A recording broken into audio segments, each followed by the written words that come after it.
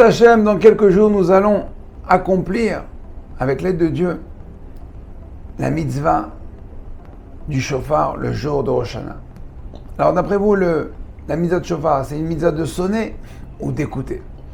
Et bien la mitzvah du shofar, comme il est mentionné dans la bracha que l'on va faire avant la sonnerie, Asher kideshanu bemitzvotav vetzivanu lishmor al kol shofar. La mitzvah est de sonner le shofar et pas de sonner.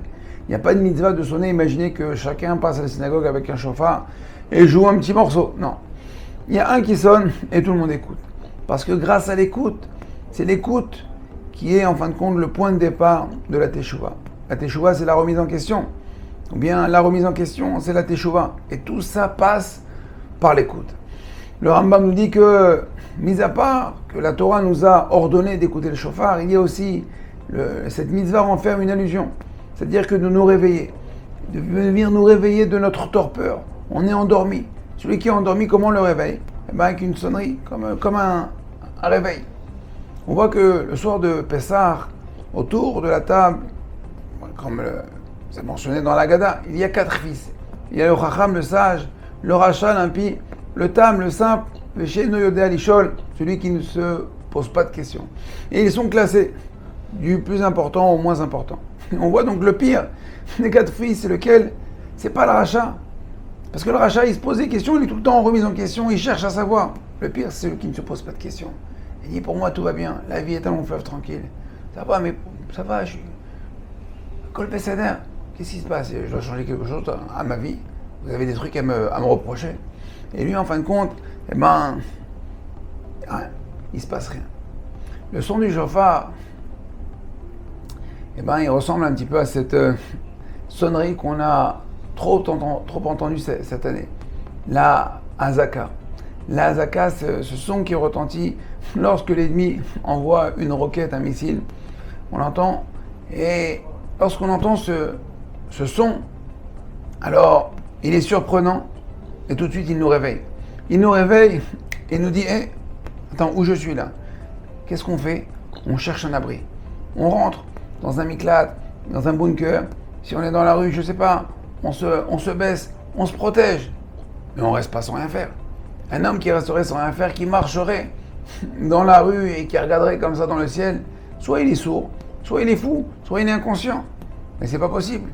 Eh bien c'est pareil. Lorsqu'on entend le shofar, quelqu'un qui entend, il ne peut pas rester comme ça, sans rien faire. Il ne peut pas rester comme ce 4e fils, chez Eno Yolodal Ishol, il ne se pose pas de questions. Le shofar doit nous éveiller, doit nous réveiller, doit nous remettre en question. Alors si on ne peut pas remettre toute notre vie en question, mais au moins 1 point, 2 points. Comment je fais Shabbat? Comment je fais Brachot? Qu'est-ce que je mange dans ma vie? Kasher, pas kasher? Est-ce que je suis sympathique avec les gens? Ma mitzvah de Ben Adam le Chavero. Bref, éveiller, réveiller 1 ou 2 points cette année à Rosh Hashanah. On ne peut pas rester comme ce fou qui marche dans la rue, qui entend la sonnerie et qui en fin de compte qui est prêt à en prendre plein la tête. Alors Rosh Hashanah, Kadosh Baruch Hu nous fait un chesed.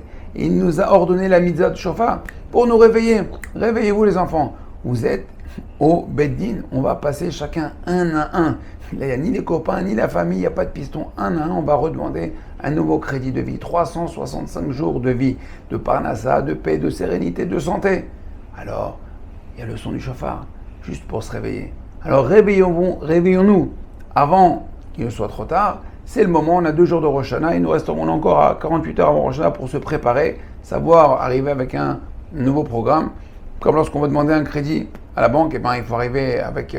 on veut présenter un projet immobilier, un projet business, on arrive avec des nouvelles choses. Ben, pareil, lorsqu'on va arriver à Rosh Hashanah devant Kadosh Baruch Hu, on demande un crédit de 365 jours, on va arriver avec un nouveau projet.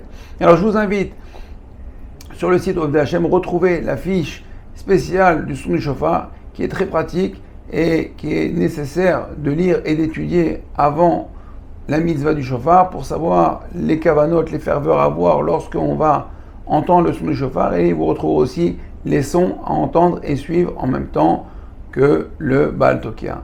Je vous dis bonne étude et bon travail. À très bientôt. Kol Tov. Cette vidéo vous a plu?